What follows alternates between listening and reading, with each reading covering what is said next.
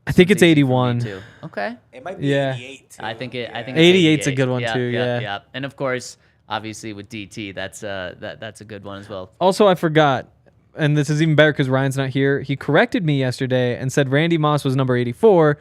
No, I was right. He was number 81 with the Patriots. He was 84 everywhere else, like, of course. I heard you say with the Patriots. Exactly. 81, so you were right. But I forgot to circle back. Good call. Thank you. UGA Bronco says, "What's up, guys? Did you know that for 22 consecutive seasons, a former University of Georgia player has been in the Super Bowl? That means that I did not. statistically, I didn't either. That means statistically speaking, you are more likely to see the Super Bowl if you have a Georgia player on your team. The only issue is that the Broncos currently do not have anyone on their roster with ties to the defending back-to-back national champions. I have a few solutions to solve this. Easy option number 1, sign Ben Jones. We need a center. Option 2, y'all's idea to trade for Nick Chubb. I absolutely love the idea of Chubb being a Bronco. Option 3, the draft. We need a pass-catching running back, and do you know who had the most receiving yards by a running back in the draft? Got Georgia's Kenny McIntosh, who we could easily get in the 3rd or 4th round. Others I would advocate for are Warren Erickson, a talented Georgia offensive lineman who will go in the later rounds. I also love to see the Stetson Bennett, the 4th drafted to be Denver's backup. If anyone can get the most out of a shorter quarterback who is still taller than Bryce Young, Zach, it would be Sean Payton. Stetson would thrive as a backup in this offense. Just think about it. The Broncos and UGA have a great history already. Champ Bailey, Terrell Davis, no Sean Moreno. It's time we revive the Georgia to Denver pipeline again. What say you? And of course, go Dogs. That's from UGA Bronco. Yes, I believe I that. didn't say that. I mean, I'm all in. There's a lot of good Georgia football players. Like, it's not hard to find a good one. You take from the most talented, the best, well-coached team. Yep. Yeah, I'll sign up for that. Yeah. Better than Alabama? Last year, yeah. Yeah. I mean, I can't disagree. Nolan Smith would be awesome. He's like a first-round pick, though, so Yeah. that's not going to happen. That's the thing, is you got to lower the standards. Down for any of these Broderick guys. Jones, I guess. I'm so curious. Another first-round pick. Where is True. Stetson Bennett going? Like, what round? I think that's been like a big debate. Yeah. Like, I think there's some people saying like, oh, he might be like a 3rd-round pick. And others saying like, how could he possibly get drafted? Yeah. So I don't think anybody knows. A good bet is probably just like a 7th round type thing. Yep, But a little flyer. I don't know. I think if the Broncos go quarterback in this draft, Mm-hmm. it's going to be on a Hendon Hooker, a.k.a. not just like a project, but someone who's hurt and they fall because you like their potential for the future. So Hendon Hooker fits that perfectly. Or I think it's going to be a Taysom Hill role, a quarterback that can bring a different element to the game, whether it's they can run because they're big, whether it's because they run because they're fast. It's going to be something like that because we've talked about the backup quarterback a lot today, and the Broncos like their backup. They're not trying to like get better in the backup department. And the other thing is they don't really have picks. So it just seems to me like this is a year where you don't take a quarterback just because there's like you're going to need a running back. You don't have a backup tackle as of now. No, you're going to need an interior offensive lineman. Yep. In theory, somebody who could potentially even start at center. Yep. So there's 3 of your 5 picks. Did you say running back? Yep. And so then all of a sudden you got 2 to work with. If you trade one of them. Yeah, potentially receiver. Now maybe you do get another draft pick by that. Potentially corner, potentially another safety if you just want. Defensive line. Exactly. You lost to Sean Williams. Exactly. And that's why like the whole draft a punter, draft a kicker thing, typically, sure, why not? It's probably a wasted pick. If it works out, then you don't have to worry about it for another decade. But in this year, you don't have picks to spend on fun things like that. Or maybe the quarterback hits. Fun things like a punter and kicker. No, you can't be wasting time on punters and kickers in the draft this year. Special teams. Henry over here. All he likes special teams. I like everything. All he likes is hating on special teams. It kind of fits with his personality right there. I don't He hate is the on one that anything. wants to keep him in the 4th quarter. I do wonder if it's time just to get rid of kickoffs altogether. Oh, onside kicks too?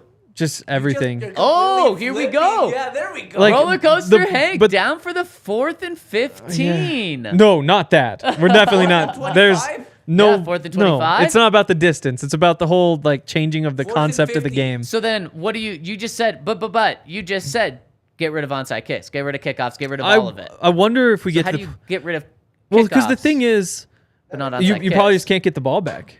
That's how I would do it. Oh, But see, my thing boo. is, at this point, kickoffs just aren't interesting anymore.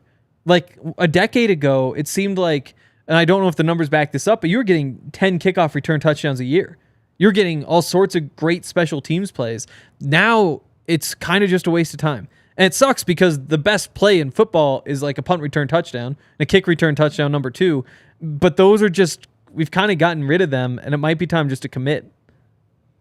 To just no way to get the ball back. See, I'm down for getting rid of kickoffs, but then that just means your onside kick is now the 4th and 15, 4th and 20. There's you do an onside kick, and it should be a 4th and 25. I'd rather have a rule that everybody has to like change their shoes after every play than a rule that says we're doing the 4th and 15 thing. Oh, like my gosh. I'm not Henry touching that wants part a of the game. 12-hour game. If those are the last 2 options, I'd say there's no way that I can sign up for. Like, you're putting the offense, it just doesn't make any sense. Oh, my God. It doesn't make any sense. Terrible idea. Real quick, talking about rule changes, did you see the proposed rule change from the Chargers? What is it? That they want to see whoever has the better record in the playoffs, they get to host it, no matter if you're the division winner or not. I hate that. Another team proposed something where if a division winner is under 500 and like 3 games worse than the team they're playing, then that other team gets to host the playoff game. Yeah. And again, like I just think it should be. Well, I don't think it should matter who won the division. I think. See, the thing is, it should be the division champions who play for the playoffs. Like those are you did your part. Now, I agree. Now you get to go. Those other teams are just lucky to be included. And I would cut down the wild cards. Like I think you go back to a 2-bye, get rid of one of the wild cards. I don't think these are bad takes. You're saying people today, say I hate Devin Hester. No, I love him, but that just doesn't exist anymore. Nobody's putting up multiple return Henry, touchdowns except like that one guy. Fun. Dude. You fit right in with Roger Goodell. This isn't no fun league. No. Don't take. I think the division winner should still be able to host. They won. Like they get to host. They should always host. Yeah. Yeah, like no matter what. They did their part. But the thing is, you shouldn't get rid of wild card teams. That's no, fun. yeah. It's more about the 2 buys. Like I think that 2 teams deserve a bye. No, they don't. Yeah, they do. One, then you get your bye. No, that's when you get home field advantage. And yeah, you also get a bye when you get number 1, don't you? Yeah, but you don't. That's exactly. You already have reason that you don't need the double incentive on one and then nothing else. Like you can. Why should being the first loser get you anything? Because that's a really good record. You get a bye. I like that they expanded it. And maybe it's just like, because that's how the Broncos are going to get in this year. I mean, has the 7 seed even won yet? It's only been going on for 2 years. I think 3. 3 years. Maybe only 2. But I don't think there's been a 7. But you should. That makes sense because you're playing the 2. Yeah. You know, you're playing the best team that's in there that doesn't have to bye. Henry, where I disagree I'd go back to 16 games too. Oh, you.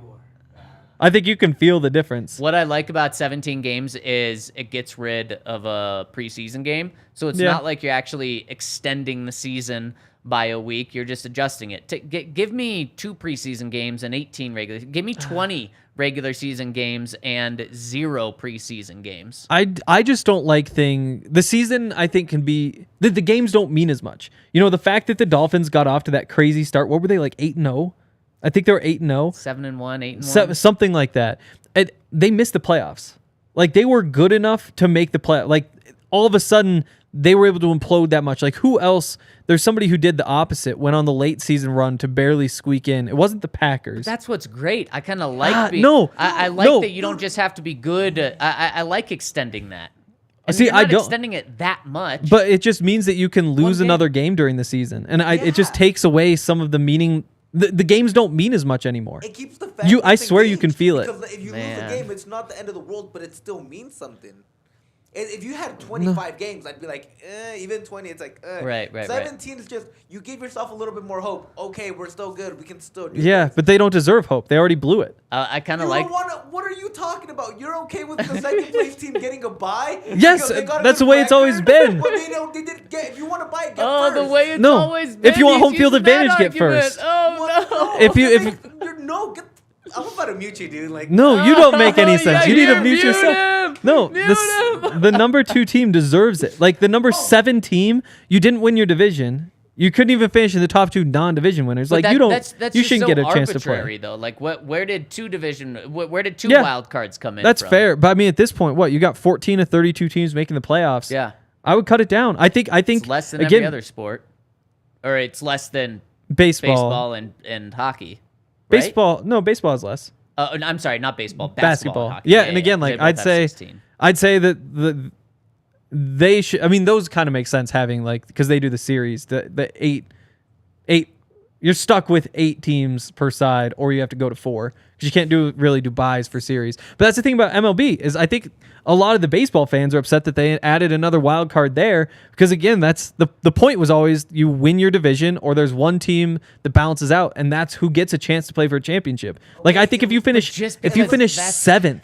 You don't deserve a chance to play for a championship if you finish 7th. Example, look at baseball. They were dying, so they had to add something that True. NFL's people. Yeah. Wow, and True. it worked so well for them. It's working better. No, They've it still is not. I think that play-in game is very enticing. I don't. watch, The team earned it. I don't watch playoff baseball unless the Rockies are in it. Yeah, I'll so tune we don't into. I'll watch. tune into that one game though, where Exactly. Really? everything rides on one. But game. it's just so dumb that everything comes down to one game after 162 games. Well, then be better. Yeah. No, If you want that No. one seed, you want the bye. Be better than the 2 seed. And I would say if that second wild card team wants a chance to play in the playoffs, then be better. But you don't get to be 5th and then get to go. That doesn't make sense. Oh, Again, I man. still can't believe that Hank is a legacy guy. That he hates fun. I know. Like, know. I would think that your age would be down Yeah. for innovation. Okay. He's the youngest guy on the I have a pod, couple and things. He acts like the Super old oldest. I am anti-fun. I don't think these really qualify as anti-fun. You are anti-fun. We haven't even touched anti-fun. I didn't know anyone in the Cutting down. world could admit they're anti-fun like Henry just did. I mean, it's true. Like I know the bad takes. These are the good takes. The bad takes are the group celebrations need to go. I hate those. Oh, dude, Group you are- celebration. When everybody like the bowling pin thing, or everybody sits down and rows a canoe together after a I'm touchdown. just giving you the mic. Just keep going. No, again, give me like, all your anti-fun I get takes that I'm right now. alone Take there. yourself. What should come back is the ability to shit talk. There should be more of that. Less of like, oh look, I'm a teapot and I'm pouring in my friend the So cup you because like the ability he threw me to a touchdown. shit talk, but not do group celebrations. I just don't think there's room for skits in football. I think you were just born in the wrong era. You should have been born in like in 1940 when the game was pure and played the right way. That's where you should have been born. I don't know. Oh my gosh, this is incredible. What about pass interference should only be a 15-yard penalty? I actually like that one quite a bit. I don't know because I like it. It's weird. Yeah. I like the way it is because then it gives a massive advantage to the defense. True. Because I was told in high school at being a cornerback, Yeah. if you're about to get beat, you're falling down, tackle them, trip them, because 15-yard penalty is way better than a 75-yard touchdown. Yeah. Oh, definitely. But I mean, it also kind of sucks when there's just like a 60-yard penalty, especially in like some situations. So I don't know. I think that's the most fair way, though. You do? Yep. I guess the biggest issue with it, and this isn't the rules' fault, is just that refs are so hesitant to throw the flag. Like you get away with so much more, especially in those parts of the game, because they're like, you're trying to make a drive to go win the game. I can't give you 40 yards right here. But that's not. I don't think you can change the rule because the refs are bad at enforcing it. Maybe there's two. No, you can't. Maybe like roughing the kicker. There's two different ones you can do, where one is a 15-yard and one is a spot foul. Like one's a football play, one's you just yeah, tackled yeah. the guy. Yeah, you can't just exactly. tackle the guy. Right. You've got to go for the ball. If you go through him, then Or something like if the ball touches the wide receiver and there's PI on the play, then it's a spot foul. If the ball doesn't touch the wide. And I'm just throwing this out. I haven't fully thought through it. But if you wanted to incorporate that. Yeah. I will say I don't like. It's one of my least favorite rules, but I don't know if I could commit to changing it because it's just a tough one. Man, I want overtime. Roughing the passer, like that's a bad one right now. They gotta. Yeah, I like college overtime. Ooh, that. If I could make one change, it would be that one. It'd probably be that first. Getting risk gets second. So many getting risk at second. Oh my gosh. You should just go back to. I'm gonna build you a time machine, and you can go back to 1975 and just go watch the game how it was meant to be, and you're gonna hate it. And you're gonna be Fit in like, so Maybe. "Take me well. back to Maybe. 2023." And people can just talk to whoever they want. They can wag their finger at whoever they want. Like. But no, they can't wag it with their teammates in the end zone because that would be not No, acceptable. like, you can That go- would be a team celebration, which Henry would not like. No, you can wag your finger, but again, But like not if 5 people are doing it in a circle, wagging it to each other. no, if they're That all would like be a group striking a pose. celebration. Yeah. See, but it's one thing if like everybody can get together and be excited. I think- It's just like I you think can't be all like, oh look, you 10 are the bowling pins and I scored the touchdown, so I'm gonna roll into you. I hate Maybe that. it's just after watching Broncos football the last couple of years. Those like don't happen that much. I think you played a little too much Madden because those happen Okay. after every Madden touchdown where there's a little group celebration. And I think you see your Twitter feed, like, because that's what it's getting pushed. Yeah, because it's true. fun, and then if I was trying to push Yeah, it, maybe. it's But fun they and don't- enjoyable. See, those are the don't do it that anti-fun often. ones. Those are the anti-fun takes. I like 16 games better. That's not anti-fun. I feel like second bye, that's not an anti-fun take. I recognize I do have anti-fun takes. Yeah. But those were you not are that. You've let 'em all anti-fun. out. I am You're anti-fun, yeah. anti-fun You are take. anti-fun. Let's see. Damn. What else was there? I thought there was one more important thing that crossed my mind recently. Are you Oh, going to say boy. they can't use cool visors or cool designs on their cleats? No, that's awesome. Oh, You should be able to probably, wear yeah. whatever shoes you Yeah. want. You have to Put just whatever wear. You have to choose either white or black, and that's all you Yeah. get to wear all No, season long. no. More war paint on your face either. It's Oh, dumb speaking and speaking course you can of do that. speaking of silver and black, when we had our guy Q on, people were in the comment section Yeah. saying, "Wow, Henry wore his silver and black today. Must- no coincidence. Must I'm be sure." their first time watching because this is every day. I mean, so your hat, I think that's white. I think it's white. yeah. Your that's white. shoes, white. Yep. Same shoes as literally every day. Your little quarter zip though, that is silver, Yeah. my friend. Yep. This is where you And can then sometimes the rest see of your variation. outfit, all black, and your computer, which I'm sure you chose the colors just for today. Yep. That is also a dark silver With black keys. Black, yeah, mix. So wow. Wow. How dare you use a black mic? What is wrong with We you? Oh, yeah, wow. seriously, mine's yellow. So I'm good there. We have one more comment coming in from the website. C Fillmore 72 says, "I'm not on board with queen cities being a thing in countries that are not monarchies. You can't have it both ways. Love from your mother country. God save the king, Wow. Christopher." Wow, our mother country. Wow. Wow. So then they wouldn't be allowed to have presidents? They couldn't I name anything guess. president? No. I don't think they Because they have prime ministers, so they don't They actually do. have presidents. They have prime Is there ministers any- and queens yeah. and kings. They're not missing out on much. They wouldn't be allowed to vote on anything. Yeah, you would be can't the vote thing on under democracy anything. if How it's a about that? monarchy. Yeah, yeah, That yeah. is true. Everything's They controlled by did. They the did family. really steal that one from us. They did, yeah. It's a good thing to steal, I'd say. Yeah. Yeah. Yeah. Voting. We stole Yeah. it from the Greeks, so I mean, but that's like that was passed down. Like we left them, and then they were like, "Ooh, we want to be like you." You know, that's True. different. It's true, yeah. So, you know what they say, copying is the form of flattery. Yes, the so somethingest, They're the flattered. best, We're flattered by them. strongest Yeah. form. Is that what Yeah. it is? The Great Browse hitting us with 2 super chats. Thank you, says. Let's see where this one starts. Pro group celebrations, pro NFL play, and Henry needs a fun trip. Yeah. I mean, I get like You want a fun trip to London? I'm down. I'm down. And again, like I know better than to push all these, most of these. Like there's a lot of Except them for where it's today, like, you lost that judgment. well, again, like I know I'm in the minority, and I've never said these things before. But if you're gonna call me anti-fun, let me show you how anti-fun I am.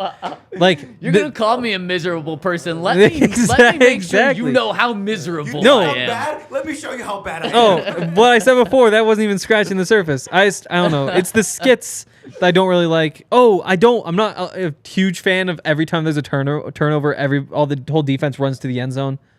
That's kind of a weird thing to me. That to me, that just doesn't really feel like a celebration. At least when the Broncos do it, it's like a casual jog, and it kind of feels like they're just getting some cardio. So I'm actually with you Okay. on that, but not because of the fun, because it doesn't actually feel like it's that much fun. It's a weird thing. Like yeah. they just pose for a picture, casually jog down to the end zone. You know, Yeah. it just doesn't seem that fun. Yeah. Like celebrate. Actually. You know what everybody needs to do is what T.O. did. Like every week, him or like Chad Johnson or any of those guys, all that stuff is great.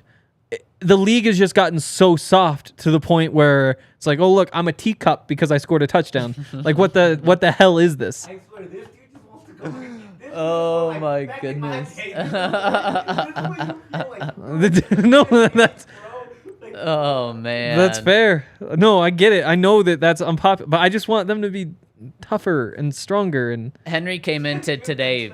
like push a guy, fight a guy if you Henry want. came into today being like, "You think Then I'm a Chiefs fan. Let me show you. I'm not a Chiefs fan. A Raiders fan. No. As we have a Raiders guy on I don't today. even know how. No, that's just a coincidence of the clothes I'm wearing. And I'm not a Chiefs fan. I fear the Chiefs. Again, I think that's what's getting lost, is how this all started was, as somebody who watches the Broncos, I know better than anybody how terrifying the Chiefs are. And again, like, people might not like how scared I am of the Chiefs. I can't change that. It's not love. I just think they're really good because when do I watch them? I watch them when they play the Broncos. I watch them in the playoffs. And I'll catch games here or there, but those are the ones I don't miss. Yeah, it's fair. So 15 in a row against the Broncos. There's 15-0. Mahomes is what? 11-3 in the playoffs. So there's 26-3 in the games I for sure watch. Then throw in whatever else I catch. I'm terrified of the Chiefs. I'm terrified of them. So because you're so afraid of them, you've went and just gone up and cuddled up with them so No, that they don't I'm attack not. you. No, I'm no. He's terrified No. how much he loves them. No. I'm just kidding, Henry. No. You're not a Chiefs I'm fan. terrified of them. You've now moved to the Raiders. I don't like the Raiders. They're worse. Also clap They're at just NFC. evil. No, I don't clap at movies. That I would don't actually clap be ever. a fun. That would be a pro fun thing. So then Would he it? wouldn't do it. An old man take to That's clap. true. That's true. Wow. We've really gone off the rails, and we have We one have. more super chat coming in from Great Browse. Says boldest prediction of the season: Broncos only. Wow. What is So I your mean, like, boldest Broncos prediction? first decision you have to make is whether you go positive or negative. Because I feel like, You get to choose. You're I probably know. going negative. I feel. but see, that's wow. See, because I feel like my options are either, what is my bold prediction? Do I want to stand on like they're going to the playoffs or they only win 6 games? I think 6 games would be a bolder prediction than playoffs. Okay. I think I agree. So I think my boldest prediction is they're going to the playoffs. Wait, no, but the bolder prediction of those two. Oh yeah, is- but Wait, you which just one? lost your But which mic? one do I think is gonna happen? Your mic doesn't want your negative takes. I know. Anymore. I don't get it. Yeah, I smile when bad things happen. It's a coping mechanism. Oh, I see. You're saying those are your two. You think those are like the two most realistic ones, and they just happen to kind of be like the opposite. So you have to Exactly. pick It's like which one is. because most likely I think they probably win like 8 games. Okay. So it's either like 10 or 6. Which one is more likely? Because I feel like that's kind of the range. Okay. And I'd say I think winning 10 is more likely than winning 6. So I'll say my bold prediction is Broncos go to the playoffs. Broncos go to the. But again, have you heard? playoffs. I'm terrified of the Chiefs. I'm not predicting Yeah, that. he's not going to pick the Broncos to beat the Chiefs. I'm going to say, boy, this one just popped into my head, so I'm going to throw it out there. Broncos have an all-pro offensive lineman. Ooh, that's a good one. Someone. That's a crazy one. I was writing through like what are the Broncos' biggest strengths last night. Go read it. At thednvr.com. Yep, but the offensive line, I was like, they really could have like 4 guys pushing for the Pro Bowl, That would be incredible. and like they probably like They're a playoff getting team more if than that's the case. one lineman in is gonna be really tough. Yep. But there's like I went back and watched that Chargers game, the last game of the season. Was that yesterday or the day before? But I was like, okay, I just want to watch Jaquan McMillan. So I was like, I remember this game being really good. Went back and watched it. It's like, you remember the good more than the bad. Turns out Keenan Allen better than Jaquan McMillan. You can't just go into the season and say Jaquan McMillan's good. But I was like, okay, well, I might as well watch the offensive side too. And so I was really watching Quinn Meinerz. He's so sick. Like Yeah. there's so many, like there's That is back-to-back goal one thing line Henry runs. loves, Quinn Meinerz. It is true. And Bellies. Bare bellies. if Quinn Meinerz is the best lineman next year, I'm not going to be surprised. That would be a very good thing for the Broncos. It would be. Because I think that means that he is one of the best guards in the NFL. Or it's a really scary thing. But Yeah. I tend to take the side Yeah. that would actually be a very good thing. Because out of the 4 who are good players, one of them should be really good next year.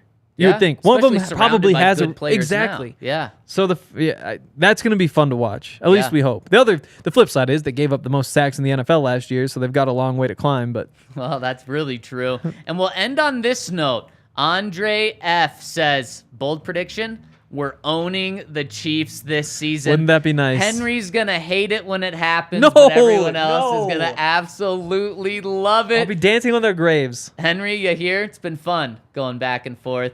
Henry just said he's going to be dancing on Broncos' graves this year. What a cruel way to end the Yeah. podcast, Henry. You're going to be dancing on Broncos' graves. No, the Chiefs' graves. Oh, you didn't the make Chiefs' it, graves. You didn't specify. No. Oh.